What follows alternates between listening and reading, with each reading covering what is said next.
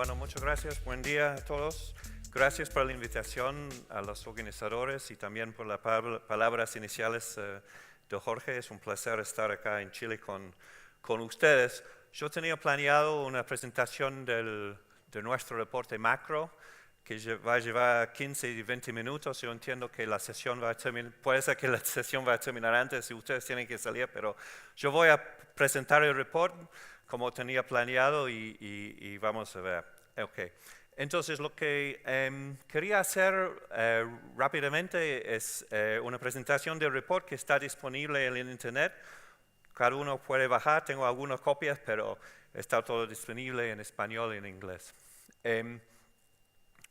Voy a hablar muy brevemente sobre el contexto internacional y va a ser muy complementario de lo que dijo Jorge, y tenemos una continuidad de crecimiento como él mencionó, y nosotros pensamos, nuestro argumento básicamente es que el monto en inversión y la calidad de inversión ha sido, los dos han sido bajas en América Latina y el Caribe, y eso es una razón fundamental por qué el crecimiento no ha sido tan alto como sería deseable. Y entonces la pregunta es, ¿cómo explicamos la baja calidad de inversión y el bajo nivel de inversión? Eso por el lado privado y también por el lado público. En el report hay mucha énfasis sobre la inversión privada. Voy a hablar de los dos, la privada y también de la inversión pública.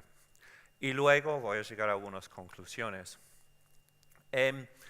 Entonces, un poco como dijo Jorge, el mundo está creciendo bien, está creciendo muy fuertemente en este momento, 3,9% de crecimiento esperamos en el mundo este año, está bastante sincronizado, está fuerte en Estados Unidos, está más fuerte ahora en Europa, China sigue creciendo a tasas elevadas, entonces el mundo, el crecimiento mundial es saludable, y América Latina sí está recuperando, estaba en recesión, creció 1,3% el año pasado, tenemos esperanzas de 2% este año más o menos, y más en 2019, pero es un crecimiento moderado y como dijo Jorge, menos que el crecimiento mundial,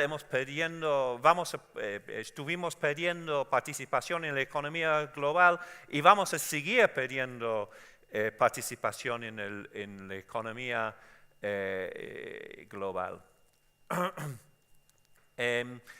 Y no solamente que tenemos crecimiento moderado, pero también hay riesgos, y los riesgos son importantes en este momento. En el report hay un análisis, especialmente algunos riesgos, como qué pasa si hay más inflación en Estados Unidos, entonces hay una normalización de la política monetaria más rápida de lo que está anticipada, eso va a generar tasas de interés más altas, especialmente tasas de política, también tasas de largo plazo más altos, podría afectar los flujos de capitales.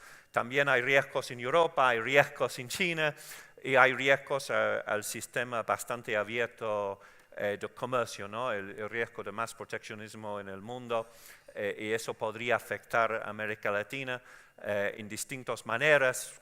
Hay un efecto directo de Estados Unidos a México, por ejemplo, pero también hay un efecto indirecto. Si afecta la economía de China, eso también va a tener un impacto, podría tener un impacto significativo sobre América Latina. Y también hay riesgos domésticos, ¿no? Tenemos un intenso ciclo de elecciones en el continente en este momento y algunos países tienen desafíos muy importantes.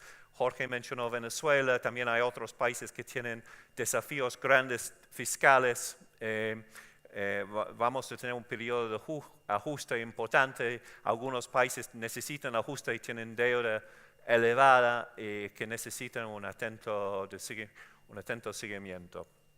Entonces sería muy importante elevar el crecimiento para que podamos defender nuestra participación en la economía global, pero también un poco para cubrir o hedgearnos contra los riesgos que presentan en la economía mundial en este momento.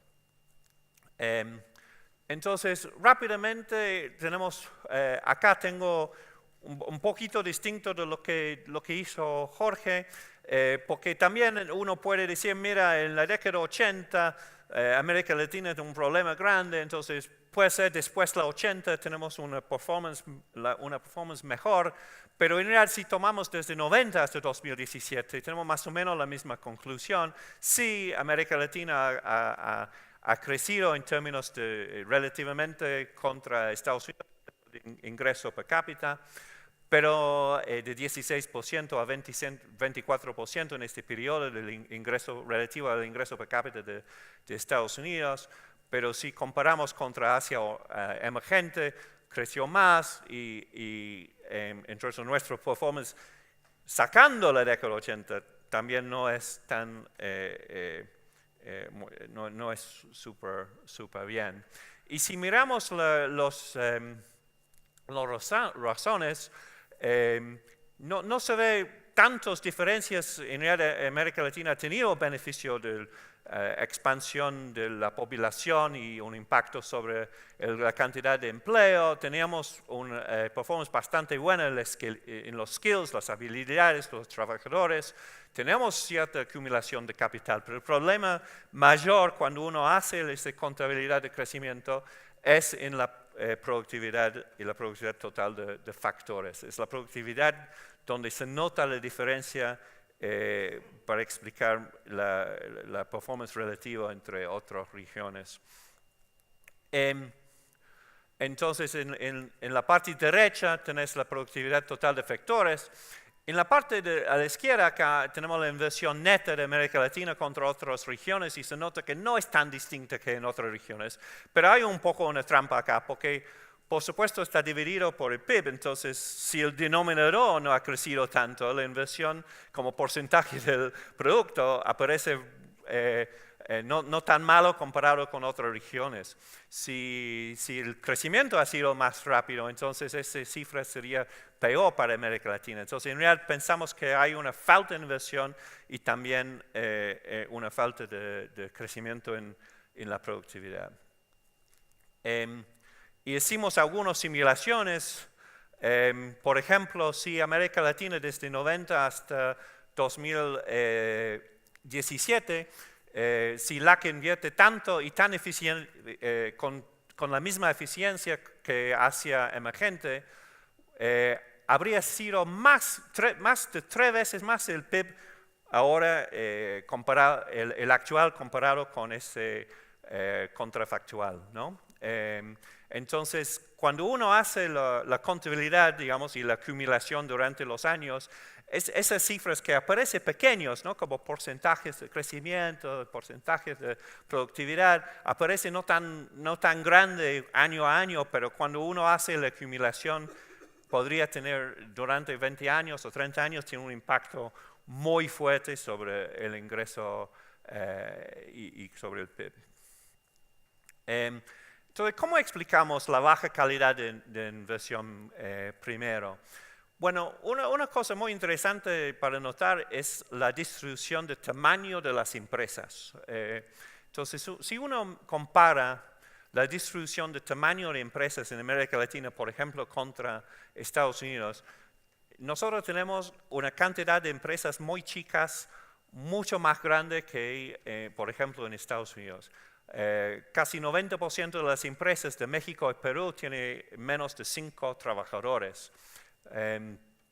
Obviamente no hay datos comparables en todos los países, lamentablemente. Sería interesante expandir eso a otros países en la región. La cifra en Estados Unidos es como 40%, ¿no? Y estas empresas entonces representan una parte muy sustancial del empleo, ¿no? Casi 40% del empleo están en estas empresas muy chicas. Ahora, no tengo nada en contra de las empresas chicas, digamos. Que son empresas chicas está bien, no es un problema per se que son chicas. El problema es cuando uno mira eso en términos de la productividad. Entonces, si comparamos, por ejemplo, México contra Estados Unidos, y acá en el horizontal tenemos productividad y en el vertical es como el número de empresas o la frecuencia, es una distribución. Si uno compara la distribución entre México y Estados Unidos, la distribución de productividad de México es muchísimo más dispersa, ¿no? Entonces hay una cola muy importante a la izquierda. Me parece que el pointer no funciona, pero en la parte izquierda acá es mucho más grande, que implica que hay muchas más empresas que tienen una productividad baja. Hay empresas con productividad alta, pero hay una cola con un peso muy grande a la izquierda, ¿no? Y la productividad agregada, por supuesto, es la suma con los pesos apropiados de la productividad de cada empresa. Entonces, este cola a la izquierda de empresas con baja productividad, este cola grande, va a disminuir la productividad agregada. Y si uno mira la productividad, el tamaño de las empresas, esto es básicamente las empresas chicas. Entonces las empresas más chicas están en general más a la izquierda en este gráfico y están disminuyendo la productividad agregada. No solamente esto, pero cuando uno piensa en forma más dinámica, y en México también podemos seguir estas empresas. Tenemos 2 fechas donde tienen el censo de todas las empresas en México. Entonces uno puede comparar las empresas que sobreviven en estas 2 fechas versus las empresas que salen del mercado. Entonces, lo que está en verde es la distribución de la productividad de las empresas que sobreviven, y lo que está en rojo es la distribución de productividad de las empresas que salen del mercado. Ahora, digamos, si el mercado está funcionando bien, si el mercado competitivo está funcionando bien, la destrucción creativa que ha mencionado Jorge, digamos, las empresas productivas no solamente tienen que sobrevivir, pero tienen que crecer, y las empresas no tan productivas deberían achicarse y eventualmente salen del mercado. Pero si uno mira la dispersión de las dos distribuciones, no son tan distintas. Eso quiere decir que hay empresas con alta productividad que salen del mercado y hay empresas de baja productividad por algún motivo sobreviven. Entonces, y casi la misma cantidad o la misma peso de empresas de alta productividad que salen del mercado que las empresas de baja productividad que sobreviven. Entonces, hay algo que no está funcionando muy bien en ese proceso dinámico de competencia en los mercados. Y tenemos otra evidencia en el report donde el crecimiento de las empresas. Entonces, si uno compara el crecimiento de las empresas productivas sí crecen en América Latina, pero crecen en mucho más lento y el crecimiento para cuando uno compara contra, por ejemplo, las empresas productivas de Estados Unidos que siguen creciendo a tamaños mucho más importantes durante los años. Entonces, hay algo que está parando las fuerzas del mercado, digamos, para que los no productivas salen y para que las productivas sobrevivan y crecen. ¿Cuáles son estas restricciones? No sabemos exactamente, tenemos algunas teorías, pero creo que necesitamos más investigación de cómo explicamos exactamente estos hechos. Puede ser que hay restricciones crediticias, si el crédito está relacionado, si está muy caro, ese puede frenar el crecimiento de las empresas productivas. Pensamos que hay una relación con sistemas impositivos. Entonces, si la aplicación de la legislación fiscal no está perfecta, y obviamente el incentivo del fisco es buscar impuestos, entonces es para concentrar la aplicación a las empresas grandes que pagan los más impuestos. Eso implica que empresas chicas pueden volar abajo del radar. Entonces, si la aplicación no está perfecta, puede ser que hay un subsidio a las empresas chicas versus las empresas grandes que enfrentan una tasa impositiva efectiva más alta. Entonces, también hay regímenes impositivos especiales para empresas chicas. Obviamente tienen sus objetivos. A veces el objetivo es dar un incentivo para formalizarse, para que la empresa no se quede informal, pero estos regímenes especiales pueden frenar el incentivo para que la empresa crezca, porque llega un momento cuando se sale de un régimen especial y la empresa tiene que enfrentar una tasa efectiva impositiva más alta y no tiene el incentivo para hacerlo. Tenemos evidencia bastante clara de eso en algunos países. Y hay otras distorsiones, por ejemplo, altos impuestos al trabajo son básicamente un impuesto también a la empresa formal contra la empresa informal. Y tenemos un sistema de financiamiento de los programas de protección que son más sobre los impuestos impositivos que impositiva general. Entonces genera un subsidio a la informalidad, básicamente, contra la formalidad. Entonces pensamos que hay algunos de estas restricciones, puede ser que hay otros que son importantes. Pensamos que necesitamos más investigación de cómo explica mejor esa mala asignación de recursos que encontramos cuando miramos la distribución de tamaño y productividad de las empresas. Esto es un gráfico, por razones de tiempo no voy a entrar en los detalles, pero este es Perú explicando bien estos regímenes, distintos regímenes especiales como función del tamaño de la empresa. Tamaño está visto como ventas. Y hay saltos que implica que no hay un incentivo para ir de un régimen a otro, no hay incentivo para crecer. Entonces podría tener una restricción sobre el incentivo de la empresa de crecer. Y hay ineficiencias en el gasto público, ¿no? Y tenemos un flagship report que va a salir este año, en septiembre de este año, sobre esto, sobre cómo mejoramos el gasto público en América Latina. Y si uno mira en particular el tema de la infraestructura, encontramos evidencia muy clara de ineficiencias en varias etapas, ¿no? En la selección de proyectos, en la construcción y la implementación o la ejecución. Hay un problema de sobrecostos que es en todos lados, pero es muy importante en América Latina. Hay un uso ineficiente de los activos, hay una falta de mantenimiento en general, y tenemos estimaciones de los costos de estos tipos de problemas que agrega alrededor de 1% del producto. Si uno piensa que la inversión pública en infraestructura es solamente 3,5%, 4% del producto en general, esa es una cifra importante, esa es como casi 20-25% de la inversión en infraestructura en la región. Entonces, y eso no contempla, eso es solamente mirando la infraestructura, no está contemplando cómo esta ineficiencia está afectando la productividad del sector privado.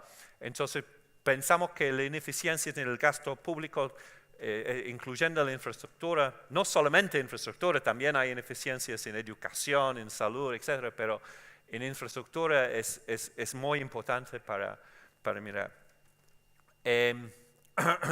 ¿Y cómo explicamos los bajos niveles de inversión?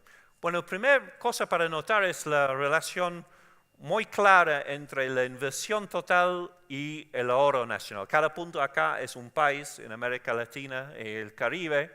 Entonces hay una relación bastante estrecha entre ahorro e inversión. Eso quiere decir que no confiamos tanto en el ahorro externo. Y estaba pensando un poco viendo la presentación de Jorge que mostró los ciclos en América Latina, digamos, y ese es por un año obviamente, pero es la verdad también si uno toma un periodo largo, promedio sobre un periodo más largo, pero por supuesto en algunos momentos cuando hay posibilidad de inversión extranjera lo usamos un poco más y cuando no está no lo usamos, pero en promedio hay una relación muy estrecha entre ahorro doméstico y inversión.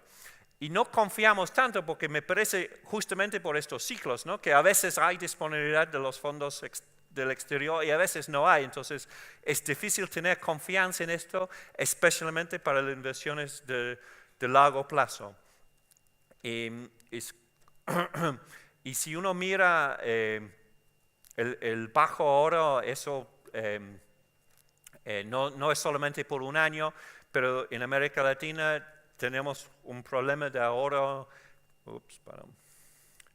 nacional, que ese es América Latina en el color naranja.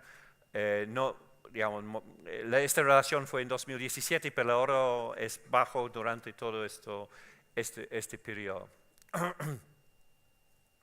Y ese fue el oro total y la inversión total, pero también hay un tema de la inversión pública y el ahorro público. Y si uno mira el ahorro público, es básicamente el contrapuesto del balance fiscal. Bueno, tenemos como dijo Jorge, expandimos mucho el gasto fiscal durante el boom de los commodities y ahora estamos en muchos países en un periodo de ajuste. Entonces, con déficits fiscales primarios importantes del 2% del producto en general y balances fiscales totales en promedio, es por un país típico en la región de casi 4% del producto, de un muy bajo ahorro público y un sesgo muy fuerte contra la inversión pública. Porque, ¿qué pasa? En el gráfico a la izquierda, se puede ver un aumento importante en el gasto corriente. Entonces, durante los booms gastamos más y en general gastamos más en gasto corriente. Luego viene el bust, la caída de los commodities, por ejemplo, y tenemos que ajustar. ¿Cómo ajustamos? Ajustamos con la inversión pública. Entonces, esto repetimos varias veces durante varios ciclos. Entonces, si uno repite esto en varios momentos, implica un sesgo muy importante en contra de la inversión en este periodo. Entonces, si uno toma el periodo del 1980 hasta 2016, ha bajado la inversión pública, la participación en el gasto, casi 10 puntos del gasto total, entonces, el gasto primario. Entonces, ha bajado el gasto en inversión 10 puntos del gasto total primario. Entonces, tenemos un problema de ahorro por el lado privado y por el lado público. Tenemos un flagship el año pasado sobre esto y tenemos algunas ideas de cómo se puede rectificar esto. Obviamente hay riesgos macroeconómicos en algunos países que se tienen que solucionar. En general tenemos sistemas financieros muy pequeños y ineficientes. Tenemos sistemas provisionales con cobertura baja y insostenibles en varios casos. Y tenemos los temas fiscales por el lado público. Entonces tenemos un problema de ahorro. En muchos países pensamos que el ahorro es una restricción a la inversión, ¿no? Pero en algunos países hay baja inversión con tasas de interés relativamente bajas. Ahora, si uno tiene baja inversión, pero la tasa de interés también es más baja, eso implica que el problema puede ser que es más al lado de la oferta de proyectos rentables y no por la oferta de financiamiento. Entonces, es difícil decir que hay una restricción de financiamiento en este caso, ¿no? Si hay una restricción de financiamiento, uno espera que la tasa de interés sería más alta. Entonces, en estos casos, el problema subyacente probablemente es en otro lado, es por la falta de innovación, la falta de sofisticación de los productos, falta de competitividad internacional, etc. Y en el caso de infraestructura, problemas con si hay una falta de proyectos rentables, puede ser que es un problema con el marco regulatorio, o que hay riesgos de propiedad, o hay estructuras, todavía no encontramos bien la mejor estructura de financiamiento para manejar todos los riesgos relevantes, ¿no? Creo que el caso de Chile, no quiero decir que Chile tiene baja inversión, Chile no tiene baja inversión comparado con otros países en la región, pero si Chile quiere aumentar la inversión, probablemente está más de este lado. No sé si es una restricción realmente de financiamiento, sino es una restricción más el barrier to growth, ¿no? La restricción al crecimiento puede ser más en los temas de innovación, sofisticación de productos, competitividad, ¿no? Si vuelvo un minuto al tema de infraestructura y el financiamiento de infraestructura, un tema central es la asignación de todos los riesgos, ¿no? La asignación de los riesgos y los incentivos de cada participante en un proyecto complicado de infraestructura. Entonces, cada estructura financiera y cada asignación de riesgos implica también una colección de incentivos para los participantes. Me parece que hay trade-offs muy importantes y sutiles ahí. Está muy en moda ahora las garantías de un gobierno, garantías de un multilateral como el BID, y obviamente pueden ser súper útiles para bajar los costos de los proyectos grandes de infraestructura.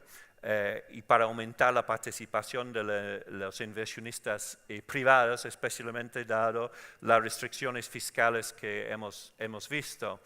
Pero uno tiene que tener mucho cuidado, tenemos bastante preocupación en el BID por las garantías, primero por el pasivo contingente que está entonces en la balanza del fisco, y también uno tiene que tener mucho cuidado para no generar incentivos perversos, ¿no? Entonces, las garantías deberían ser parciales y deberían cubrir los riesgos donde realmente hay un argumento bueno para tener una garantía y no otra manera de manejar este riesgo, por ejemplo, una diversificación de los riesgos dentro de las inversionistas privadas.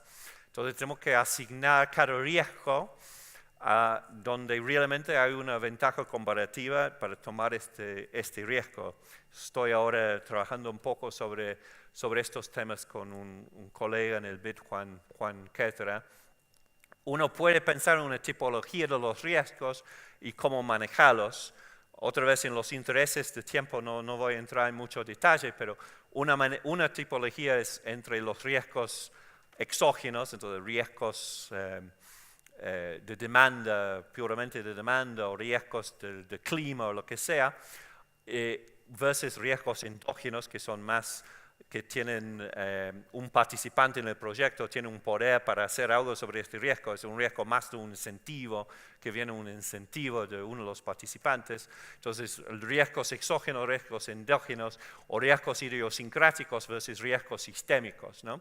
Entonces, y depende, si uno piensa en los riesgos en ese tipo de tipología, puede ser que hay maneras más eficientes para manejar cada tipo de riesgo. Bueno, entonces, para concluir, pensamos que el problema fundamental del crecimiento en América Latina tiene que ver con la inversión, la baja inversión y la baja calidad de la inversión. Uno puede estudiar los dos temas, la calidad y la cantidad de inversión, y pensar cuáles son realmente las restricciones, porque la calidad no es más alta, porque la cantidad de inversión no es más alta, y luego pensar cómo podemos mejorar la situación con políticas. Pero el problema del crecimiento es un poco también, siguiendo los comentarios de Jorge, que me gustó mucho el planteo de la comparación entre como una economía, un command economy, ¿no? Versus uno donde la información, uno tiene que revelar la información y tener cooperación, porque creo que el problema del crecimiento es bastante sutil en ese sentido. A veces no es que el gobierno tiene todas las respuestas y sabe exactamente lo que tiene que hacer, ¿no? Entonces, tiene múltiples dimensiones.